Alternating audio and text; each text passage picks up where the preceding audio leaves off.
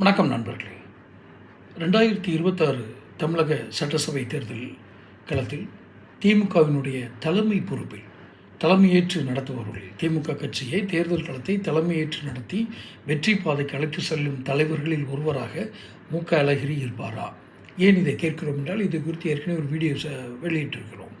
இப்போது இருக்கும் களம் 2026 தேர்தல் களம், தமிழக தேர்தல் களம் என்பது முந்தைய தேர்தல்களைப் போல அத்தனை எளிதாக இருப்பதில்லை. புதிதாக கட்சிகள் வந்திருக்கின்றன.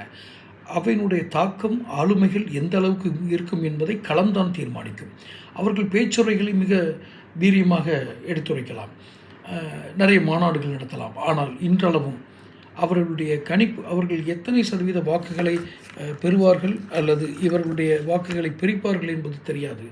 இப்போது அழகிரி போன்ற ஒரு தொண்டர் ஆற்றல், தொண்டர்கள் எண்ணிக்கையில் அதிகளவு ஆதரவு பெற்ற ஒரு தலைவரை திமுக வைத்திருக்காவிட்டால் அல்லது தொடர்ந்து அழகிரியை புறக்கணித்தால், குறிப்பாக தென் தமிழகத்தில் மிகப்பெரிய வாக்கு இழப்பினை அவர்கள் சந்திப்பார்கள்.